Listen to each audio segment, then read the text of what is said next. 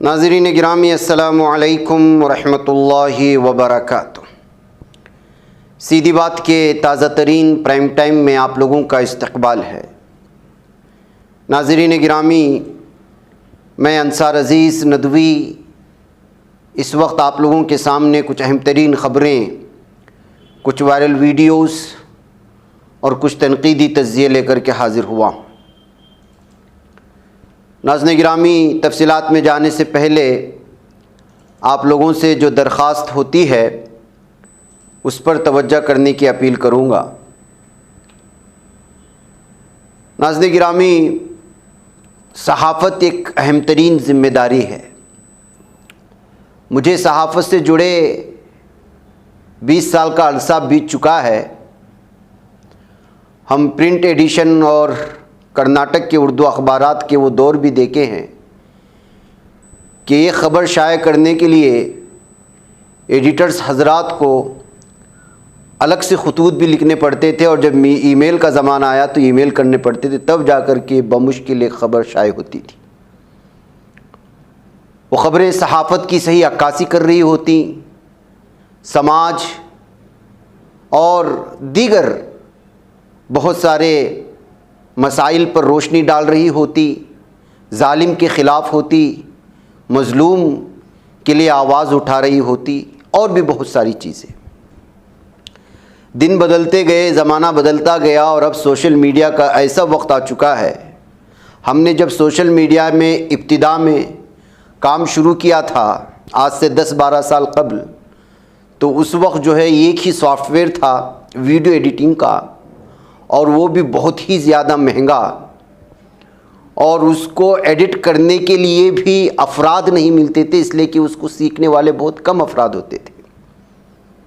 फिर इस digital media और इसके अंदर इस तरह तरक्की होती गई, आईफोन और बड़े स्क्रीन वाले अलग अलग फ़ोन्स के अंदर एप्लीकेशंस का ज़माना जब शुरू हुआ, अलग अलग तरह के एप्लीकेशंस जब आने लगे, तो फिर सिस्टम की अहमियत कम होती गई।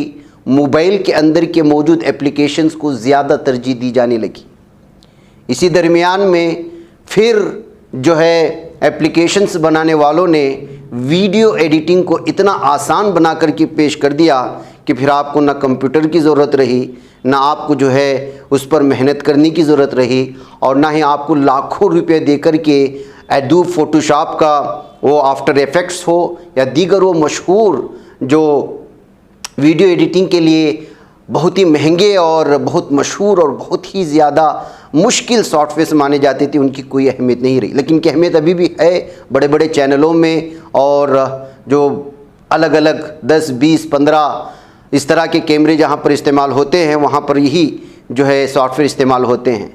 लेकिन मुश्किल ये हुआ कि एप्लीकेशंस तैयार करने वालों ने मोबाइल में वीडियो एडिटिंग की ऐसी एप्लीकेशन डाल दी कि जो है हर कोई उसको सीख सकता है। जैसे एक मामूली सा गेम अपलोड करके उसको सीखने के लिए आपको एक 10 से 15 मिनट या आधा घंटा लगता है, उसी तरह वीडियो एडिटिंग का ये एप्लीकेशन सामने आया। फिर यूट्यूब का मुफ्त प्लेटफॉर्म मिल गया, तो फिर उसका मनफी असर ही होने लगा कि हर कोई जो है वो सहाफ़ी बन गया, और ऐसा सहाफ़ी बन गया। ये मैं क्यों कह रहा हूँ, कन्नड़ अखबार की ये वीडियो में एक ख़बर आप लोगों के सामने रखना चाहता हूँ, इसीलिए मैंने ये तमहीद बांधी। ये सिर्फ यही नहीं है, बल्कि इस वक्त भारत के अक्सर इलाक़ों में जिनका सहाफ़त से या सहाफ़त के अखबारात में जिनकी कोई तजुर्बा नहीं है, वो इस वक्त जो है बेरोज़गार अगर कहीं से हो चुके हैं, तो उनके लिए अब एक आसान सा एक ज़रिया मिल गया है कि यूट्यूब में अपना छोटा सा चैनल खोल ले और जो है अपनी ही मोबाइल में कोई एप्लीकेशन डाउनलोड करके उसको एडिट करके अपलोड कर दे। कीजिएगा अगर आपके अंदर उसकी सहाफ़त की ज़िम्मेदारी है, मज़लूम लोगों के तय अगर आप आवाज़ उठाना चाहते हैं, जालिम के ख़िलाफ़ बोलना चाहते हैं, लोगों की बुनियादी मसाइल को लोगों के सामने रखना चाहते हैं, तो आप ज़रूर कीजिएगा। लेकिन ऐसा नहीं हो रहा।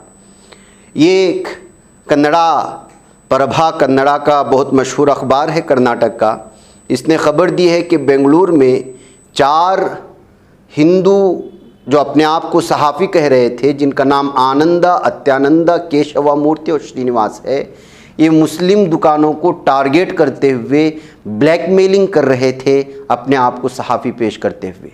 अगर किसी बड़े चैनल से, बड़े इदारे से वाबस्ता सहाफ़ी होते तो ठीक था, लेकिन अपना ही यूट्यूब चैनल बना करके ये लोग जो है ब्लैकमेल करके अब तक 80 लाख रुपए वसूल कर चुके हैं। आप अंदाज़ा लगाएं, एक छोटा सा माइक, कोई भी नाम से यूट्यूब का आपका चैनल, और फिर ब्लैकमेलिंग। अब ऐसा ही नहीं, इन्हीं लोगों में नहीं है। अब तो आप देखेंगे कि इस वक्त जो है बाज़ार में, एक तो गोदी मीडिया ने वैसे भी बदनाम कर रखा है। कैसे बदनाम कर रखा है मैं आगे न्यूज़ को बताता हूँ आपको। बाज़ार में जाकर के ख़ुद को सहाफ़ी या रिपोर्टर बोलना भी इस वक्त जो है शर्मनाक मरहला बन चुका है। एक सही सहाफ़ी को, जिसने अपनी सारी ज़िंदगी सहाफ़त के जो है उसूलों को अपनाते हुए गुजार दिया, बड़े बड़े अखबारात में जिसने रिपोर्टिंग की, वहाँ पर जिसने जो है कॉलम्स लिखे, किसी ने जो है एडिटर के ओहदे पर रहा, तो कोई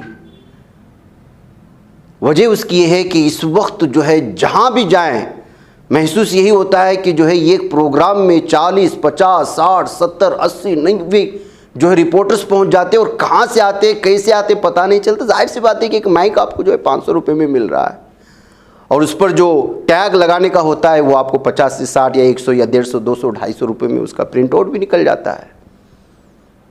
और 500 से 600 रुपये के इसमें जो है आपको मोबाइल से कनेक्ट करने वाला वायर मिल जाता है, जिसको आपको वॉइस क्लियरिंग मिलती है। आए करे सहाफ़त, लेकिन इस तरह की ब्लैकमेलिंग और फिर जो है हर जगह पहुंच कर के लोगों से पैसा वसूली करना, छोटी सी छोटी खबर के लिए पैसा वसूल करना, इस वक्त जो है बहुत ही शर्मनाक मामला सहाफ़ियों के लिए बन चुका है। एक तरफ बीजेपी आने के बाद से मेन स्ट्रीम मीडिया गोदी मीडिया बन चुका है। 99% तो वो सिर्फ नफ़रत फैलाता है, और वो नफ़रत कैसे फैलाता है, सतीश आचार्य का एक और आप देख लीजिएगा। उसने साफ और वाज़ेह तौर पर बता दिया कि पुलिस कह रही है कि कल जिसने शूट किया, मुसलमानों को मारा और अपने सीनियर को मारा, वो मेंटल जो है डिस्टर्ब था, या उसके जहन में मीडिया का भौंकना इस कदर असर कर गया था कि उस मीडिया के असर ने जो है मुसलमानों को उसे मारने पर मजबूर किया। फिर क्या है, फिर इस चीज़ को देख लीजिएगा। ये है अमन चोपड़ा, मेवात के, इसमें इसने जो डिबेट्स किया है उसकी सुर्खियां पढ़ लीजिएगा आप। ये इस वक्त न्यूज़ 18 के स्टूडियो में बैठ कर के मुसलमानों के कत्लेआम का खुल्लम खुल्ला ऐलान कर रहा है, और यहाँ के हिंदुओं से अपील कर रहा है कि मुसलमानों का कत्लेआम किया जाए। वो ट्विटर में पूछता है कि ये हमेशा जो फतराव होते हैं हिंदुओं के त्यौहार पर, उसका फाइनल क्या है, उसका जो है सोल्यूशन क्या है। और फिर नीचे कोई उसको जो है ये करता है, इसका फाइनल, इस मसले का हल ये है कि यहूदियों का जिस तरह से होलोकॉस्ट किया गया, जिस तरह कत्लेआम किया गया, वही भी हिंदुस्तान में होना चाहिए। और ये किस चैनल का है? न्यूज़ 18 का है। और न्यूज़ 18 किसका चैनल है आप जानते हैं? यही वजह है कि रिलायंस से ताल्लुक़ रखने वाले हर चीज़ का इस वक्त बायकॉट करना चाहिए। और ये शख्स, इसके अलावा एक और शख्स, सुदर्शन न्यूज़ का एडिटर, देखिए ये कहता है कि 2002 के में जिस तरह से कत्लेआम मुसलमानों का हुआ, उसको दोबारा दोहराना चाहिए हरियाणा में।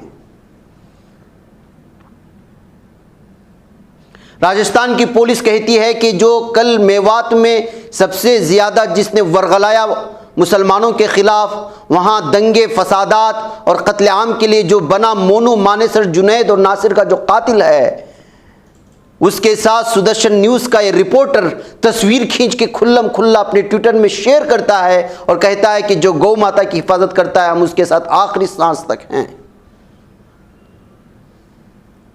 और राजस्थान पुलिस कहती है कि मोनू मानेसर जैसा दहशतगर्द जिसने जुनैद और नासिर को कत्ल किया, वो जो है मफरूर है, कहीं नहीं मिल रहा। राजस्थान की पुलिस को क्या हो गया है?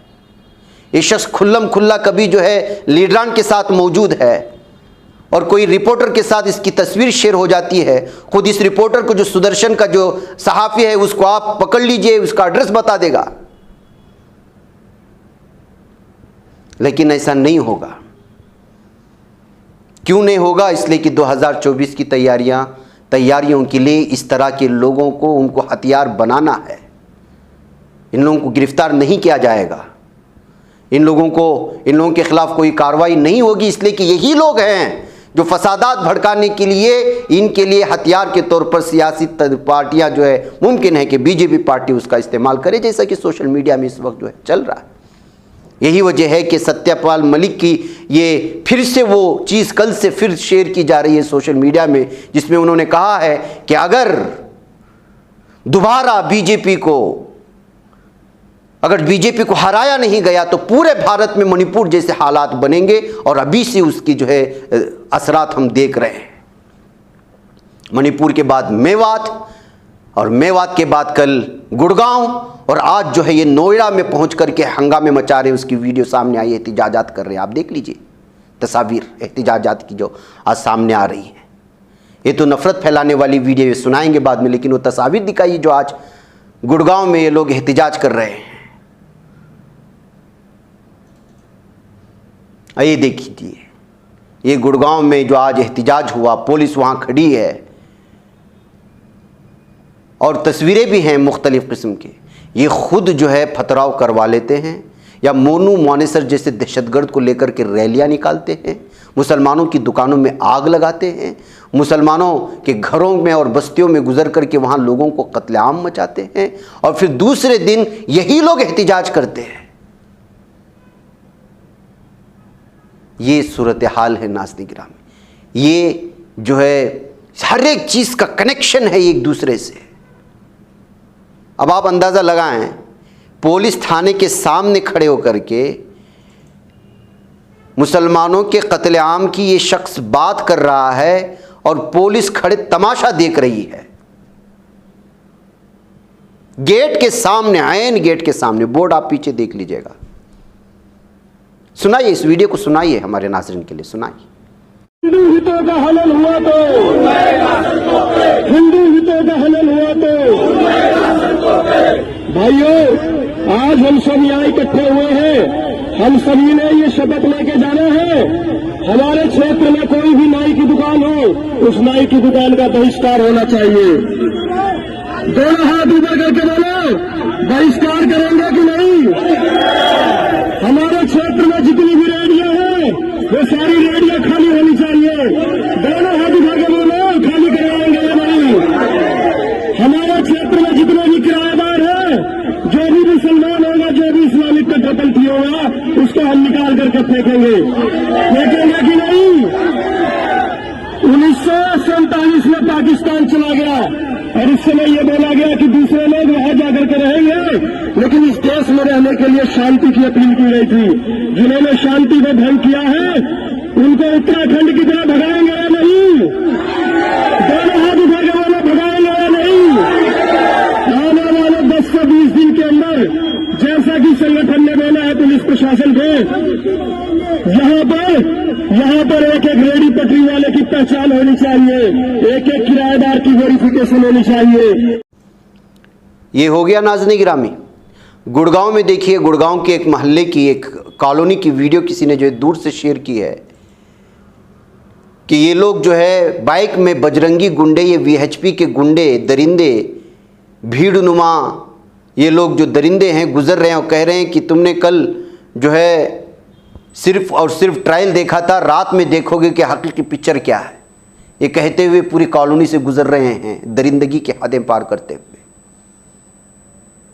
और आइए इन लुटेरों को देख लीजिएगा, मुसलमानों की दुकानों में आग लगा करके थक गए, अब वहाँ मौजूद जो है एसी, कूलर, जो भी हाथ में मिले लेकर के लूट रहे हैं, लूट के भाग रहे हैं। ये देख लीजिएगा, ये लुटेरे हैं, ये दरिंदे हैं, ये गुंडे हैं, ये दहशतगर्द हैं, ये हिंदू मजहब को बदनाम करने वाले वो कमीने हैं जो इस वक्त जो है हिंदुत्व का लिबादा वोट करके पूरे भारत में आग लगाए हुए हैं, और इनकी पुष्टपनाही करने वाले भी दरिंदे ही हैं।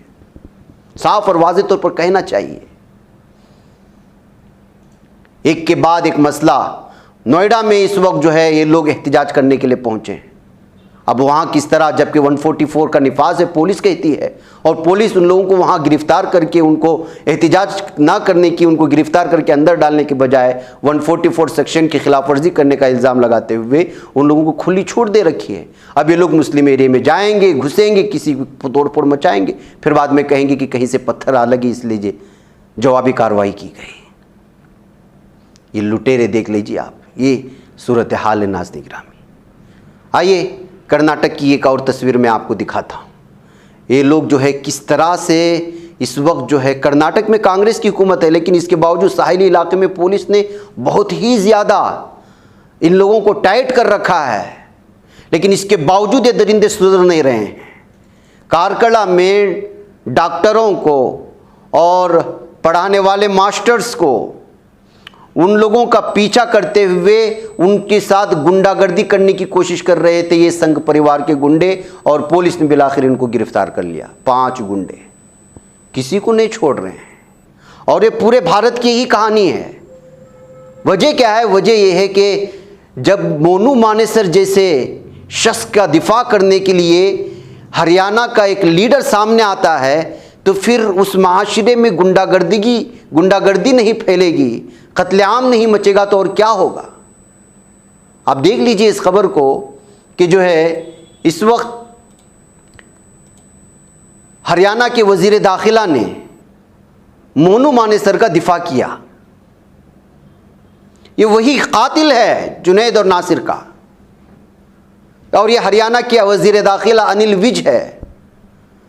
बुध के रोज़ गुरुग्राम तशद्दुद पर एक निजी चैनल को इंटरव्यू दिया था इन्होंने, और एबीपी न्यूज़ को दिए गए इंटरव्यू में उन्होंने कहा कि इतना बड़ा तशद्दुद एक दिन में नहीं किया जा सकता, किसी ना किसी ने इसका मास्टरमाइंड किया है, हम उसे सामने लाएंगे जिसने रियासत और मुल्क का अमन खराब करने का काम किया। जबकि मोनू मानेसर की यात्रा में शिरकत का ऐलान करने वाली वीडियो सोशल मीडिया पर शेयर की जा रही है। खबरों में कहा जा रहा है कि मेवात के लोग इस बात को लेकर नाराज थे और तशद्दुद फूटने की वजह मोनू मानेसर की यात्रा में शिरकत की खबर भी थी, लेकिन ये मोनू मानेसर का नाम नहीं ले रहे हैं। जब इस तरह के लोग इस तरह की बयानबाजियां देंगे और इस तरह के कातिलों को, दरिंदों को खुलेआम उनका दिफा करते हुए नजर आएंगे, तो यही सब कुछ होगा नाज़रीन गिरामी। यही वह है कि मौलाना महमूद मदनी साहब ने साफ और वाज़ेह तौर पर कहा कि मेवात में फ़िरक़ावाराना फ़साद हंगामी सूरत हाल का नतीजा नहीं, बल्कि मुनज़्ज़म तहरीक का एक हिस्सा है। जमीयत उलमा हिंद के सदर मौलाना महमूद असदी ने नूह में फ़िरक़ापरस्त अनासिर की तरफ से इश्तिआल अंगेज़ रैली निकालने और उसके नतीजे में फ़िरक़ावाराना फ़सादात पर गहरी तशवीश का इजहार किया। एक दिन कबल मेवात में जुनैद और नासिर को जिंदा जलाने का मुल्ज़िम मोनू मानेसर लोगों को मुश्तइल करने की कोशिश कर रहा था। मनोहर लाल खट्टर को ख़त लिखकर खातिब पुलिस अफसरान और फसादात के लिए उकसाने वाले अफराद के खिलाफ सख्त कार्रवाई का मुतालबा किया गया है जमीयत की जानिब से, और जमीयत के एक वफ़द ने जो है जाकर के मुतासरीन से मुलाकात भी की है। लेकिन आप अंदाज़ा लगाएं तो नाज़रीन गिरामी, ये सूरत हाल है इस वक्त पूरे भारत की। लेकिन चलते चलते मैं ये 2 शख्सों के ख़िलाफ़ कार्रवाई करने के लिए हमारी तंजीमों से ज़रूर अपील करूँगा। इन लोगों ने इंतहा कर दी है। एक तो जियो और रिलायंस की जितने भी प्रोडक्ट्स हैं उसको बायकाट कर दीजिएगा। न्यूज़ 18 को देखना आप छोड़ दीजिएगा, इसलिए कि ये लोग जो है जिसने मुसलमानों को यहूदियों की तरह कत्लेआम करने के लिए खुलेआम ट्विटर पर और अलग अलग डिबेट करके जो कह रहा है अमन चोपड़ा, उसको ड्यूटी से जब तक मुअत्तल करके उसको उस चैनल से बेदखल नहीं किया जाता, तब तक इस चैनल के ख़िलाफ़ भी जो है मुहिम चलाई जानी चाहिए। और इस चैनल के ख़िलाफ़, इस शख्स के ख़िलाफ़ और सुदर्शन के न्यूज़ एडिटर के ख़िलाफ़ और इस तरह के लोगों के ख़िलाफ़ जब तक मुकम्मल तौर पर शिकायत दर्ज नहीं की जाती, सुप्रीम कोर्ट का दरवाज़ा नहीं खटखटाया जाता, ये लोग इसी तरह खुलेआम मुसलमानों के कत्लेआम की जो है अपील करते रहेंगे। और अपने कत्लेआम के अपील करने का नतीजा हम क्या निकल रहा है वो हम कल देख चुके हैं। ट्रेन में इस वक्त मुसलमानों का सफ़र करना मुश्किल हो गया है दाढ़ी जुब्बे के साथ। मस्जिदों में घुस करके इमाम नहीं मिल रहे, तो कल गुड़गांव का वह मामला आपको मालूम होना चाहिए सोहन्ना का, कि इन्होंने मस्जिद में तबाही मचाने के बाद इमाम के मस्जिद को खोजते हुए गए इमाम को मारने के लिए। क्या ये मामूली मामला है? इन तमाम चीज़ों को और इन तमाम चीज़ों का जिम्मेदार ये मीडिया है। जलती पर तेल का काम करने के लिए जैसे किसी ने जो है ये तस्वीर सोशल मीडिया पर शेयर कर दी कि मीडिया क्या काम करता है जब फसादात होते हैं, ये देख लीजिएगा। सोशल मीडिया पर इस वक्त इस तरह की तबसरे हैं और इस वक्त अमन चोपड़ा सुदर्शन न्यूज़ के एडिटर के खिलाफ जगह जगह जितनी भी मुस्लिम तंजीमें हैं उनकी जानिब से इस वक्त जो है हर एक को ख़त जाना चाहिए। वो चाहे सदर जमहूरिया हो या वज़ीर आज़म हो, अपने इलाके के वज़ीर आला हो और पुलिस इंतज़ामिया हो, डीजीपी हो, आईजी हो, जितने भी इंतज़ामिया होता है एक दो तंजीमों की जानिब से तमाम तंजीमों से जाए और हर फर्द अलग अलग इसको अपनी जिम्मेदारी समझते हुए जाकर के मामला दर्ज करवाए। बसूरत दीगर ये लोग जिस अंदाज में इस वक्त जो है 80 करोड़ की हिंदू आबादी को भड़काने की जो कोशिश कर रहे हैं उसका नतीजा जो निकल करके आएगा हम अंदाजा नहीं लगा सकते। ये तबसरे चल रहे हैं इस वक्त, इनकी तस्वीर शेयर की जा रही हैं, इनकी नफरत की इस बात पर इस वक्त पूरी बात हो रही है। इसलिए मैंने भी इसकी अपनी जिम्मेदारी समझ करके आप लोगों के सामने इस बात को रखा है। बहरकैफ नाज़रीन गिरामी, आइए एक और ख़बर की जानिब बढ़ते हैं। यमन के लिए भारी सऊदी इक़्तिसादी इमदाद इस वक्त दी जा रही है। यमन में इस वक्त जो हालात जंगी खाना जंगी थी नाज़रीन गिरामी, और सऊदी और यमन और दीगर ममालिक जो आपस में इस वक्त जो है भिड़ रहे थे, वहाँ इस वक्त अमन का माहौल है, किसी भी तरह की वहाँ से ख़बरें नहीं आ रही। ऐसी सूरत हाल में सऊदी के ज़रिए से इस वक्त जो है यमन की तबाहाल इक़्तिसादी सूरत हाल में मदद के लिए यमन की सदारती कौंसिल को 1.2 अरब डॉलर सरमाया मुहैया कराया गया है।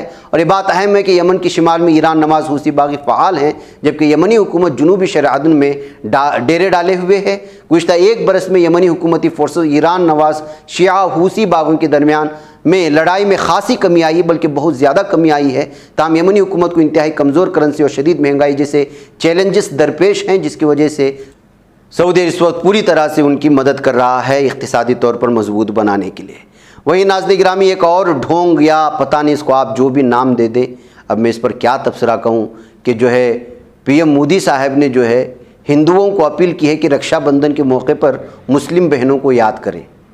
अब इसका मतलब मुस्बत में लें, मनफी में लें, जबकि इसका मतलब मनफी में सबसे ज़्यादा लिया जा रहा है। और ख़ुद हमारे गैर मुस्लिम जितने भी भाई हैं सेकुलर माइंडेड, वो कह रहे हैं कि कहीं कोई और इशारा तो नहीं दिया जा रहा है मोदी की जानिब से, कहते हुए इस पर तबसरे चल निकले हैं। बहरकैफ समाज के तमाम तबक़ात तक पहुँचने और उन्हें हुकूमत की कामयाबियों से आगाह करने की मुहिम के एक हिस्से के तौर पर वज़ीर आज़म नरेंद्र मोदी ने NDA के अरकान पार्लियामेंट से कहा है कि वो भाइयों और बहनों के त्यौहार रक्षाबंधन के मौके पर मुस्लिम ख़वातीन तक पहुँचे और उनसे बातचीत करें। अचानक मुस्लिम ख़वातीन याद आने पर लोगों ने जो है अब जाफ़री साहब की वो तस्वीर भी शेयर करना शुरू कर दी हैं, और जो रेपिस्ट हैं उनको जो गुजरात में छोड़ दिया गया वो तस्वीर भी शेयर की जा रही है। भाई रक्षाबंधन का इतना ही मुस्लिम लड़कियों को मानने का ख्याल होता तो फिर जो है गुजरात की वो बहन की रेपिस्टों को आखिर क्यों रिहा किया गया। इस तरह के अलग अलग तबसरे इस वक्त सोशल मीडिया में आने लगे हैं। अब शाम तक देखना है कि किस किस तरह के तबसरे लोगों के सामने आते। नाज़रीन गिरामी, बिहार की कटिहार से एक आज बहुत ही अफसोसनाक खबर ये आ रही है कि यहाँ पर जो है नामालूम बदमाशों ने ये खातून और उसके 2 बच्चों का गला काटकर तेज़धार हथियार से कत्ल कर दिया है। और इस तहरे कत्ल ने इलाके में सनसनी पैदा कर दी है। और क्यों कत्ल किया गया और कौन लोग हैं, बदमाश ही थे या आपसी दुश्मनी थी या ख़ानदानी लोग थे, इन तमाम चीज़ों को लेकर के इस वक्त जो है तबसरा किया जा रहा। इस तरह से जो है एक पूरी फैमिली को, माँ और 2 बेटियों को इस तरह कत्ल करने से पूरे इलाके में इस वक्त कोहराम मच गया है। नाज़रीन, मुझे इजाज़त दें। अस्सलाम वालेकुम रहमतुल्लाहि व बरकातहू। ये बच पाता है कोई सहाफ़ी की निगाहों से, मिलाता है ये लोगों को मोहब्बत की पनाहों से। करम और दर्द मंदी का है एक संसार सीधी बात। अज़ीमत जुर्अतो हिम्मत का है इज़हार सीधी बात। अज़ीमत जुर्अतो हिम्मत का है इज़हार सीधी बात। ये चैनल हक निगर बनकर कुचल देता है फितनों को।